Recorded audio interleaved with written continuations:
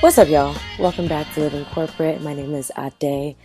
So today, this conversation is going to be between Liz and Noah. We beg your patience. The audio quality is not the greatest, but it is an incredibly important conversation, and we hope you give it a listen. The conversation today is between Liz, whom many of you are familiar with, and Noah, who is a Latinx trans man.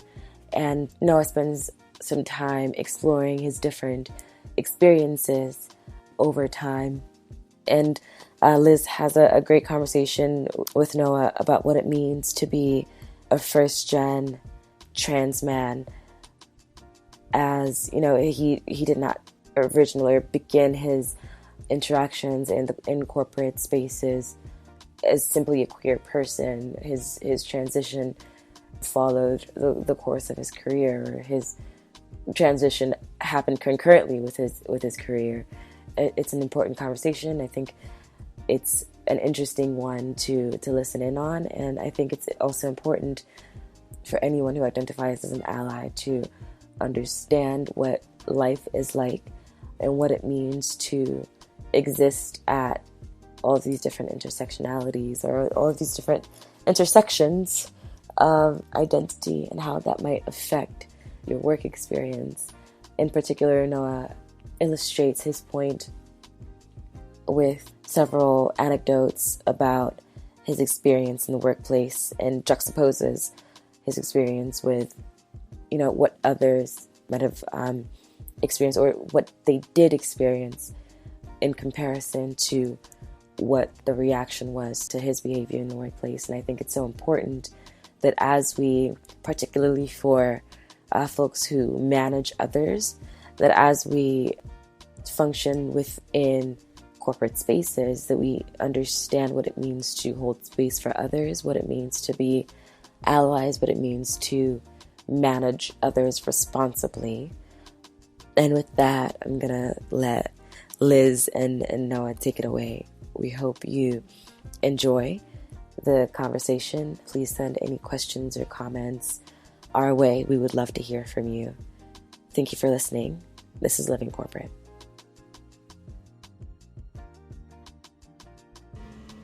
Thanks for joining the podcast. I'm here today with Noah. Noah brings us an incredible story of survivorship.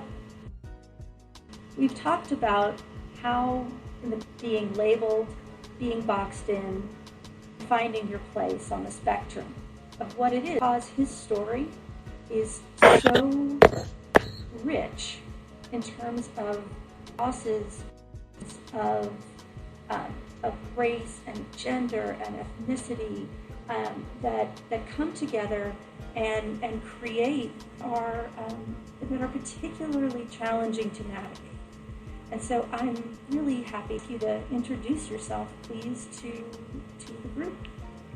Awesome.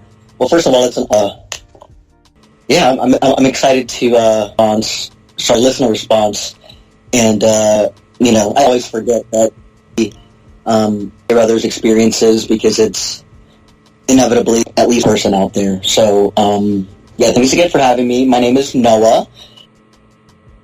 A full disclaimer: Liz and I met we did go to Rice University together way back in the day, right? Back in the day. So I'm originally I was born to Mexican immigrants. Born and raised in Houston, obviously did university there at Rice.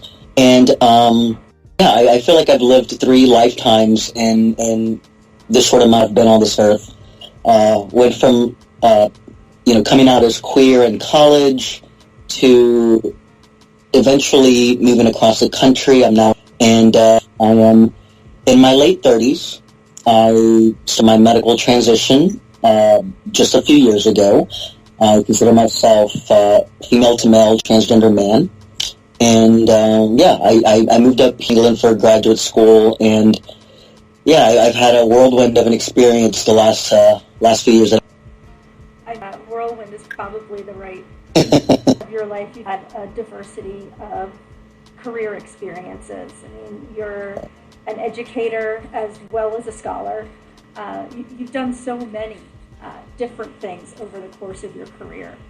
How have you found that your expression of self has changed in terms of presentation across those different environments? It really, really has changed over the years. So yeah, I began my professional life during college. After we're talking, mid 2000s, and I was at the time out as a lesbian. And when I was working, certain jobs, I actually started my career in the corporate world before I became an educator. And I was seen as a quote unquote butch lesbian. I tended to dress in more masculine clothing. That's how I've always felt comfortable. But also because of the way that I would be looked at by bosses and supervisors, I felt very uncomfortable even just trying to dress and present as myself. When I began teaching middle school and high school, my presentation didn't change, but I was also out at that time as genderqueer. I was very afraid of students and their parents Googling me and, finding articles about my gender identity, gender queerness, and how that would impact me at work. I, obviously wasn't at the point of, wearing ties to my job, but, something as or khakis and a dress shirt, when a feminine person wears them versus when a person who is a center wears them, it really does change the way you carry yourself if you're looked at as the capital O other.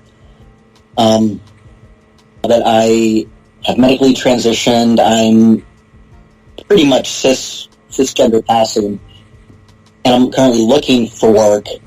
I feel like the way that I dress professionally, you wouldn't blink an eye at me anymore. Where it used to be this huge deal. I have a really funny story about a temporary job I had right out of college. I was working for a software company, and the supervisor I was doing data entry and data analysis for the sales department, and I was pulled, from my little cubicle and asked to speak to the manager for a moment, and he went into this really long spiel about my presentation, about dress code. And he's used the funniest words. He was like, you're you're a very colorful person. You're very visible. Those were quotes I will never forget. And finally, at the end of that conversation, I said, well, sir, what would you like me to do? And I was thinking to myself, oh, this guy's going to ask me to wear dresses and skirts to work. And he said, well, could you take that extra earring out? I asked him, what exactly do you want out of this? He just, I had an extra earring up in my, cartilage, top part of the ear. So I took that out and said, okay, are we done here? Can I go back to work? He said, okay. I think I confirmed him at the end of the conversation. I think I just made him nervous about what it was really about, So yeah, that's a very interesting question, because obviously I've been through this really strange gamut of experiences just regarding wearing collared shirts and slacks to work. And, it seems like the most mundane thing, right? Putting on pants and a shirt to go to the office.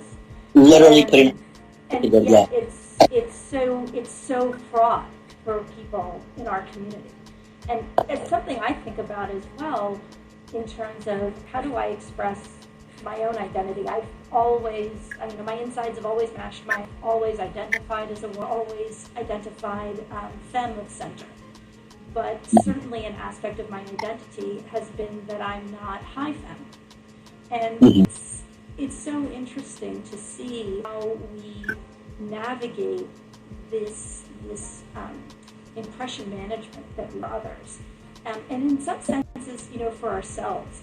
There was a period of time, certainly in my early 20s, where I know that I was dressing for me, because I was trying to do something to feel like I belonged, because instead I was spending a lot of energy fitting in, and it was not working for me.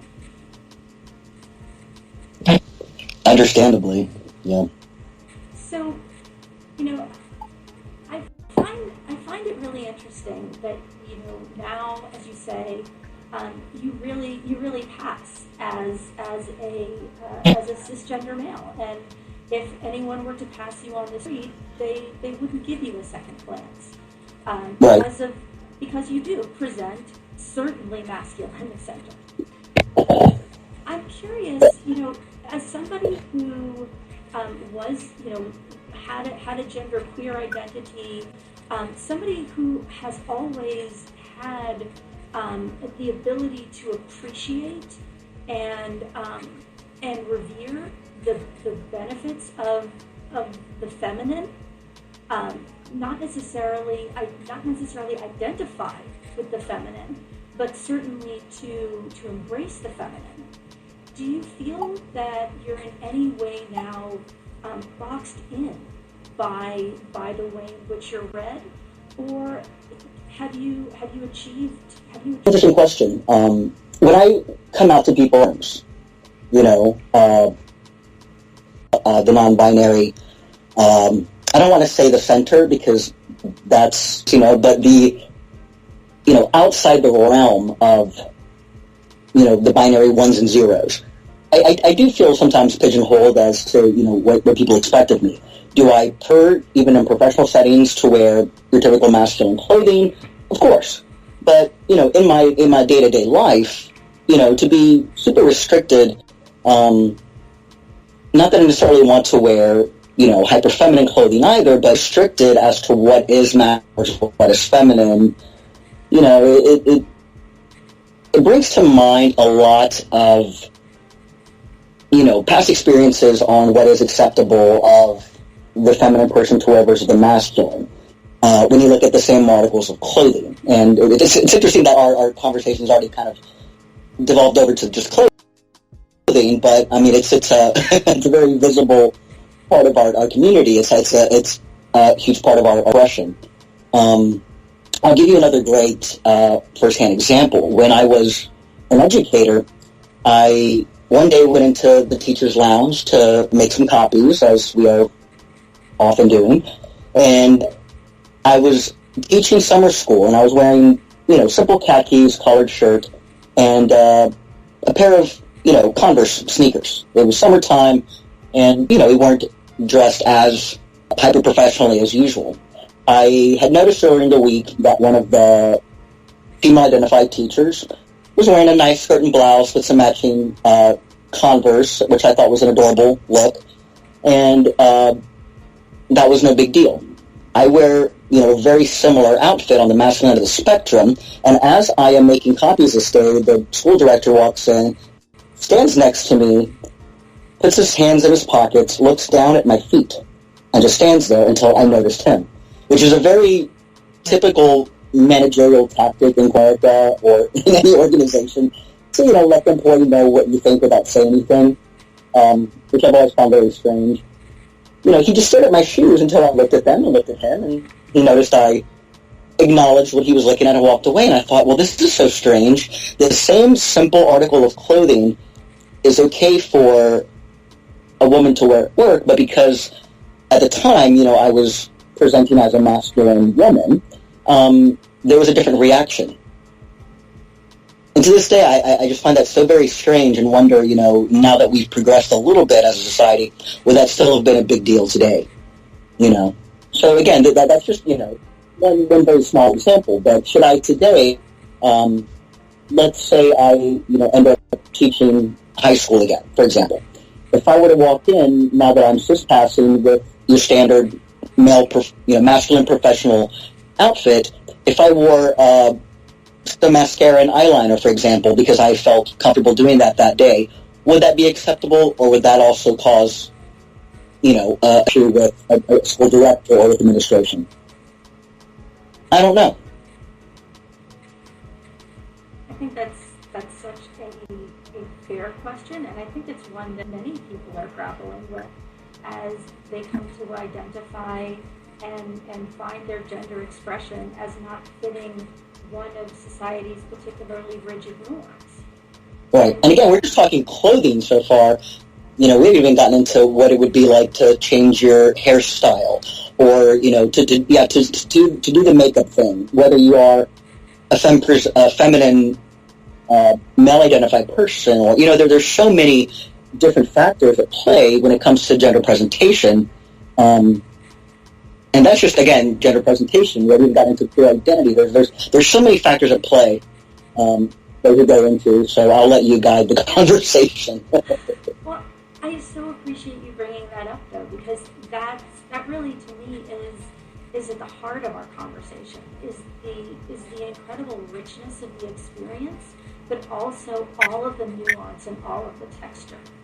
And the reality of it, I mean, again, I'm going to go back to the clothing, because I think one of the areas that I know I have seen, I've seen bias is around clothing, and clothing that is to be worn by race, right? Like I've certainly seen stereotypes played out, and it is a form. I mean, what I'm interested in is kind of your perspective on how son of immigrants, having a very strong Latinx identity yourself, one that I know you're very proud of for good reason, and wanting to express yourself not just in terms of your gender identity, but also in terms of your cultural identity. How do you see the interplay of those two things? Because for me, it seems like an incredible challenge, particularly in communities of Black and Brown folk who are battling multiple biases and stereotypes around presentation with their queerness. And so Absolutely. I'm curious what you think and feel about that. Right. Well, I guess a very good specific example of that intersectionality would be our hair. Which has become a hot button issue even in the news recently. You've got Black folks who have dreads, and in certain companies or school districts or businesses are told that they have to cut off their hair, which is a clearly racist request of them. And so the intersectionality of being a Black and Brown person and presenting in a way to, pride in your own race and who you are, on top of being queer, it just makes things 1,000 times more difficult. When let's for example, if a masculine lesbian is to have longer hair and then cut it after having been employed for a while by any organization, that's something that I feel is still an issue depending on the part of the country that you're in. To see a woman suddenly take on a masculine hairstyle and to be a woman of color definitely affects the way that person is going to be perceived at work, as well. Again, because I had the previous identity of a quote-unquote lesbian who had short hair, depending on how my hair was done, I would get different reaction from my bosses, whether it was in corporate America or in education. If my hair reflected Black and Brown culture, I love to go to a barber shop, get my edges done. These are things that people of color love to do when we have short hair and we're masculine of center. Those kinds of hairstyles would make a manager or boss's eyebrow pop up. And I feel that those are those subconscious racial biases that a lot of folks don't realize that they have. And like I said, you have that happening, plus it's a person of queer identity. At that point, again, depending on who you are, it tends to be a can of worms with a lot of people's subconscious biases. I'm totally with you on unconscious bias around hair, and you talked about makeup and clothing presentation, especially, as you said, as it pertains to those in the communities of color. because, again, you're in typically a heavily white-dominated environment, and there is not necessarily a whole lot of tolerance for the other, and that is something where I think it's particularly striking to me when you Google unprofessional hair, and you see pictures pop up again of dreads and braids, and some of the most beautiful people I've ever seen. Yeah. And yet the comfort of the majority requires the silence and suppression of the minority. Absolutely. So one of the things that you've never been shy about is your activism.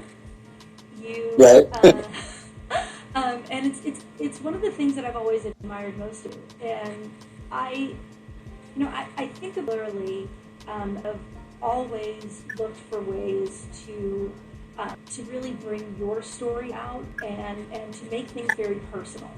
And it goes back, I think, to something that I think it was a joint class we might have been in together. And one of the underlying themes was that when you're trying to convince people of something, when you're trying to change behavior, the way to do it is to get people to believe in stories and to connect with people, to getting them to connect with facts. And so when I think of your personal story and how much of your story you've put out there, I'm curious, as the son of immigrants, as a first generation American, how comfortable has your family become with with the part, in a sense, that they play in your activism? It may not, it's not necessarily active with signs in the street, but they certainly are a huge part of your life and a huge part of who you are and how you express who you are. So can you talk a little bit about how your identity over the years and how that's impacted and influenced your family? Absolutely. My folks are really, really amazing people. Shout out to Mom and Dad. My mom especially has been my biggest supporter in everything that I've done, both professionally and socially. I feel like a part of my activism, besides literally going into the streets and holding up signs at certain protests over my lifetime, has always been, just to educate. I'm one of those people that strongly believes educating the masses is got to be the foundation of any activism. We're not going to get anywhere without teaching people about who we are. Like you said, facts, not to use this word, I hate to use this word, but sadly, personal connection trumps facts sometimes. If you know a queer person, if you know a trans person of color, if you know lesbians next door, all of a sudden, you see a lot of cishet people realize that these issues are important because they affect real people. So, yeah, when I came out to my parents, obviously I came out a couple of times.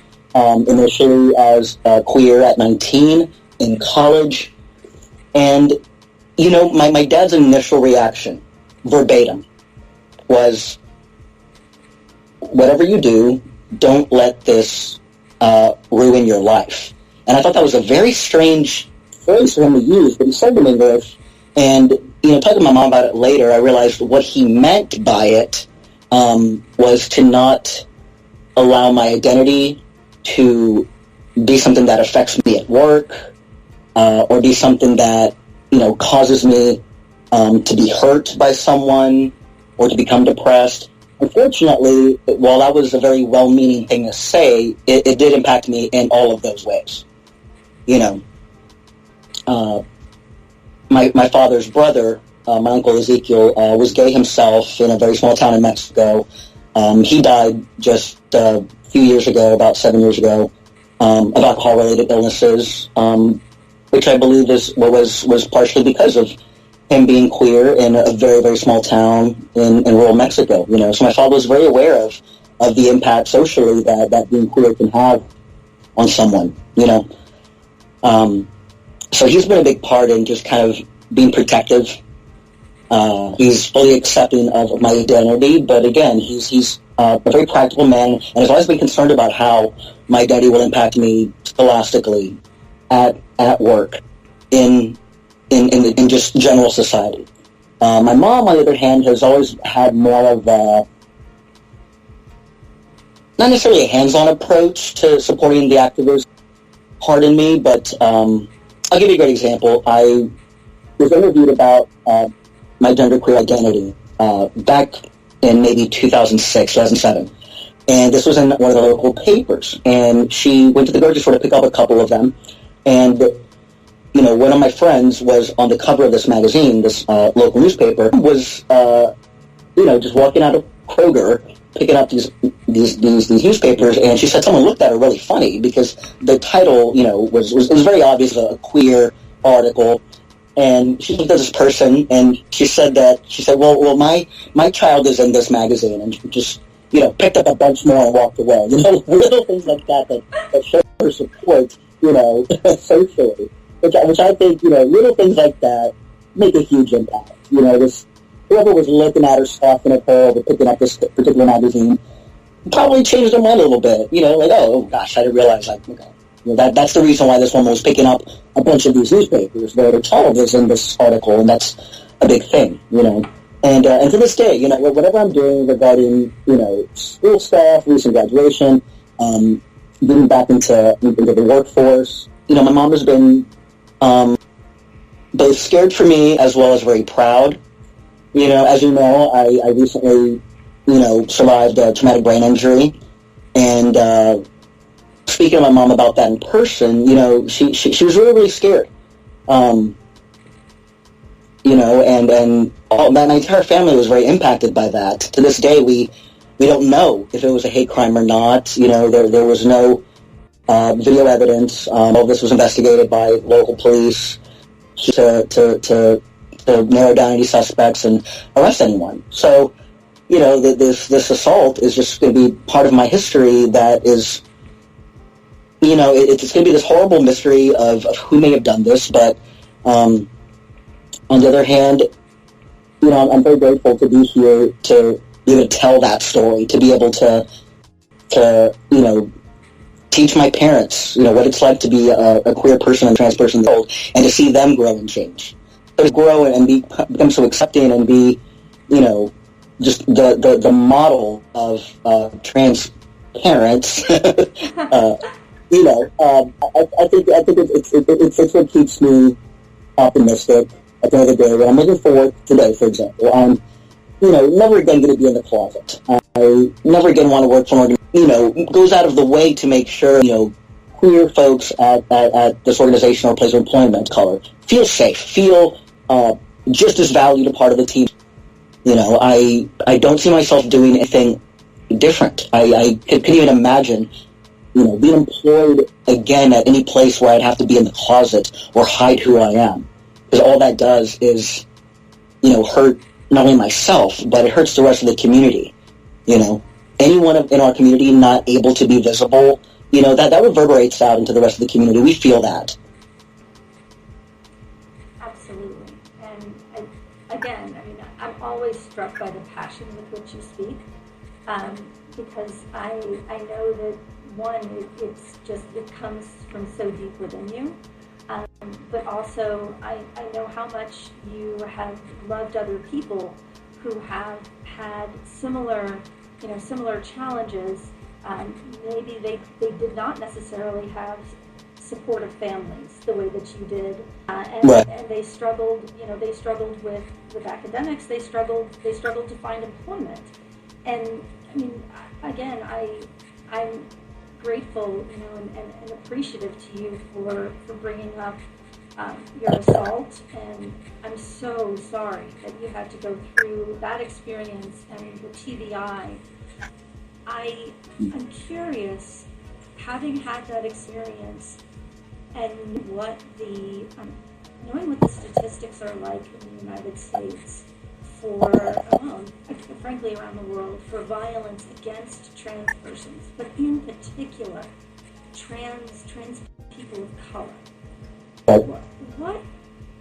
What do you think needs to happen from a societal mindset shift and change? What is going to be the tipping point when you think this will really be combated in society? I think it's the solution has people of color in general.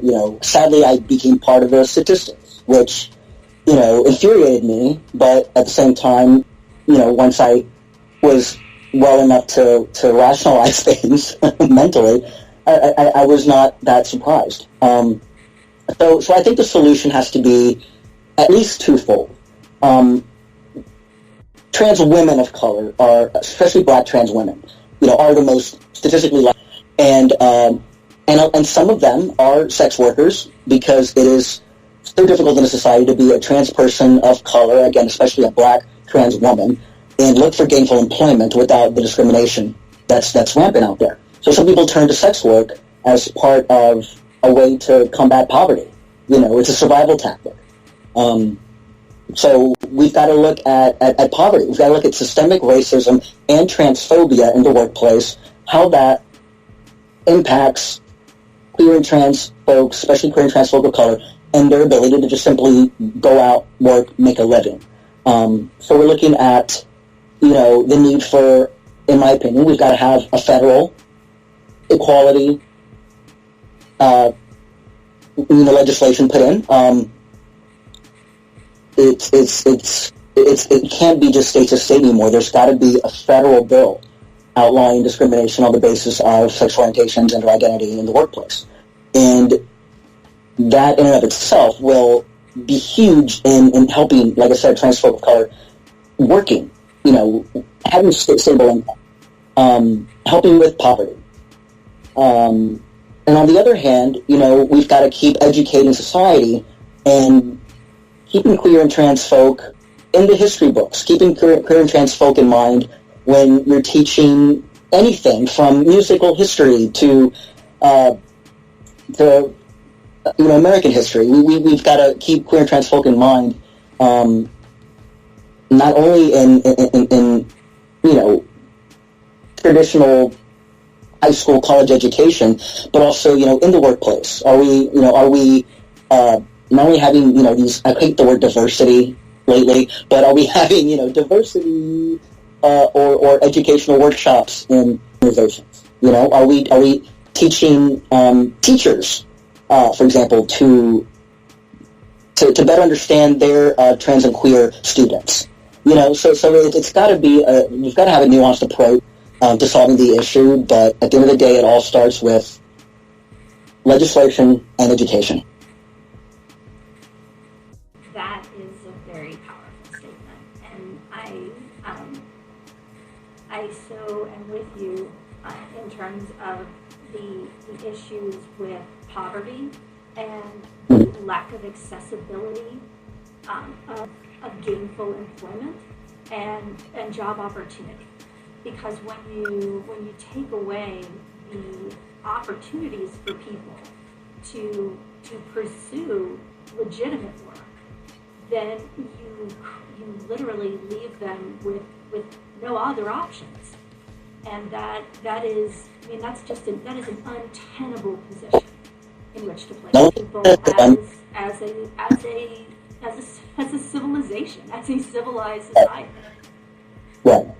Now, you said the word legitimate, and I just want to emphasize that, sex work is also work. I am pro-sex worker rights, and I think that should also be legalized in order to help people who are in sex work and don't want to be in it anymore be able to get out of it freely, and also for people that are victims of sex trafficking to be able to go to authorities and say what's going on without fear of being arrested for sex work. So that's a whole other issue, but it is, unfortunately very, very related to to trans folk who are in poverty and go that route. Does that make sense? That totally makes sense, and that's actually I really am you calling that work in on that. Help me. How should I draw the contrast? How else can I describe it? Well, I think it's simply it's a matter of people finding the work that they really want to do. If someone wants to be a sex worker in the realm of, let's say, then being part of or even boudoir photography. There are many different things that are sex work besides prostitution. So we have to look at it, again, in a more nuanced way, and just looking at things as in the matter of why do people sometimes end up in jobs they don't like? Well, it's not just people end up. It's not just sex work. Obviously, some of us end up in cubicles doing humdrum, super monotonous things just because we want to have some sort of income to pay the light bill. So just looking at it more broadly, I just feel like sex work as a whole needs to be destigmatized. And looked at it as, again, something that some people do because they absolutely want to, and something that others do, just like any other job, because they're just trying to find a source of income. So looking at it in a way that takes the shame out of it. Does that make sense? That totally makes sense, and thank you for that, and for educating me on that. You've talked about your own search for employment. I mean, I know now you recently finished your graduate degree, and very unfortunately, tragically, your next steps were put on hold by your assault and your injury. But now you are getting yourself back out there, and you are looking for and pursuing new opportunities. You talked a little bit earlier about how you are specifically, looking for organizations where you can be yourself, where you will not be back in the closet, because we're out of the closet. And so I'm curious, how have you been evaluating? How have you been evaluating potential places of work? And is that a privilege? Being able to do that a privilege? Going back to the topic that we were just on. Mm-hmm. Yeah, great question.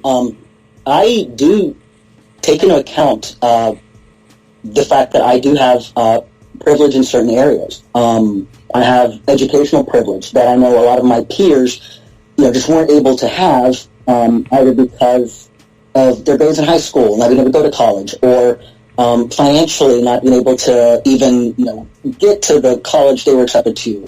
Graduate school, that obviously makes me, hyper privileged as far as education is concerned. So I'm very, very grateful to have been able to attain these things in my life. Again, I currently live in New England. I'm in Massachusetts, and another piece of my privilege that a lot of people don't have is the ability to decide if I'm going to go back home to my home state of Texas and work, or if I'm going to stay in this particular state. Right now, my journey is keeping me here in Massachusetts, number one, first and foremost, because, ironically enough, I feel safer here, despite the TBI. I feel safer as far as I'll be treated at a place of employment, whether I end up at an organization or end up at an institution of higher learning or back in public education. We just passed Proposition 3, which was legislation, going back to legislation being important. Massachusetts now has it in the books that it is illegal to discriminate in public spaces.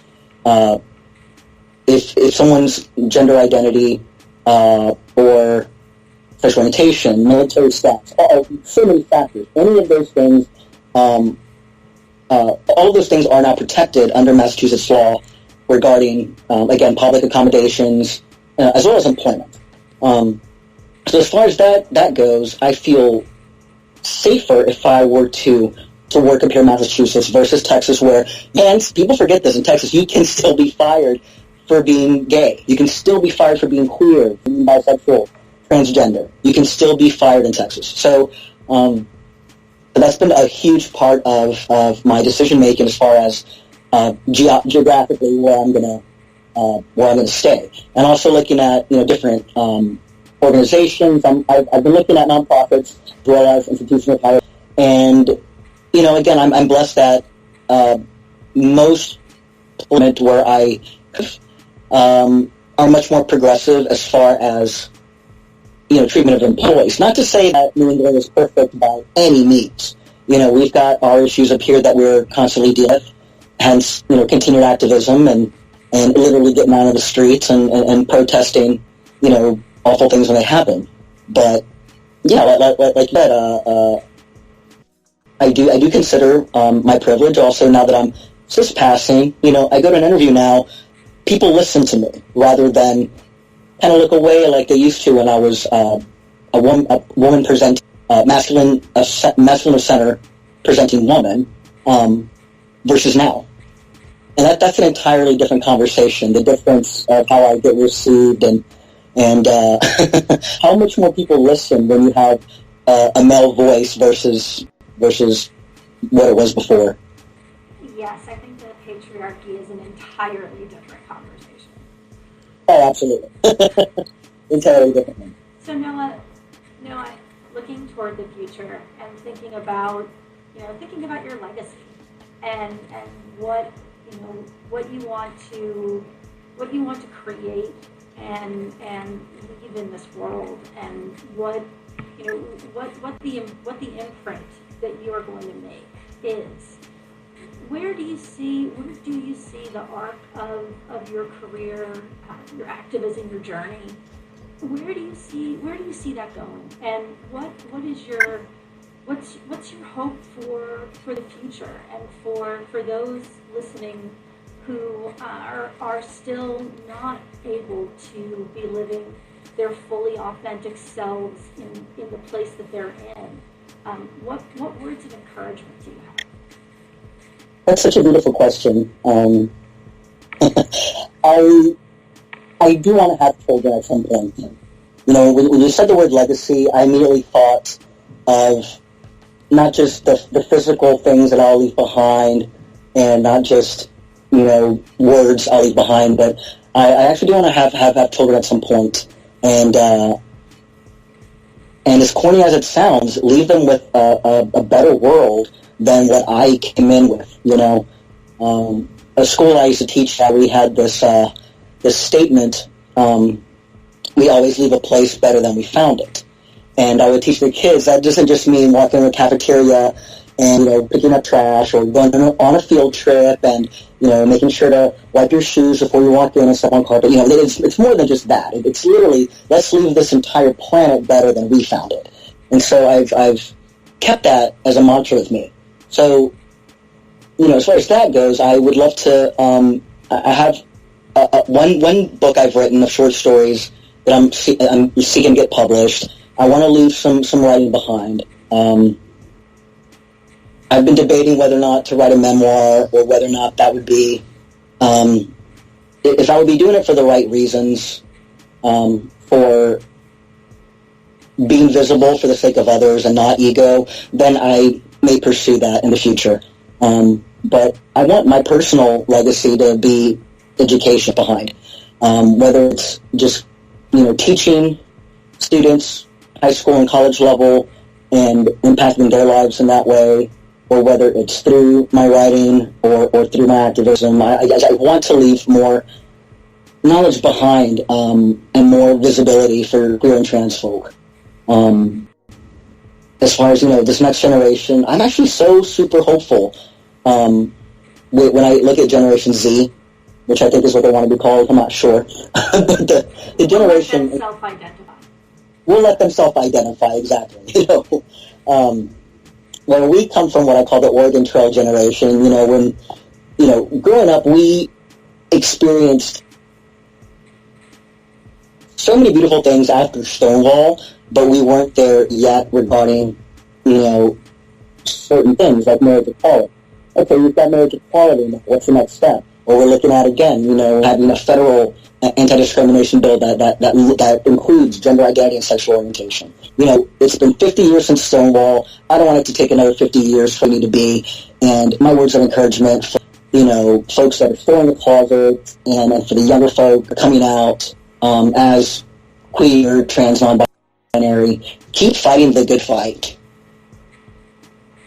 There's so much left to be done, despite all of the things that we've accomplished. We can't stop. We can't get comfortable. That's when things regress. So we've got to keep fighting the good fight. And again, we need legislation. We need education. Well, I stand on that. And when I hear the word, when I hear the word fight, I definitely think of you and carrying the fight forward. And I can't tell you how much I appreciate your willing to be so open and candid and authentic with me and with our listeners on this podcast, and for really sharing so many of your stories, because that is how we are going to really get to know each other, and when we do that, we'll actually really see each other. Thank you so much for having me. It really is an honor. Oh, thanks so much.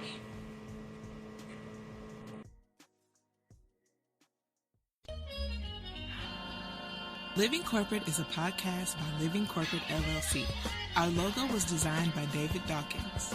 Our theme music was produced by Ken Brown. Additional music production by Antoine Franklin for Musical Elevation. Post-production is handled by Jeremy Jackson. Got a topic suggestion? Email us at livingcorporatepodcast@gmail.com. You can find us online on Twitter, Facebook, Instagram, and living-corporate.com. Thanks for listening. Stay tuned.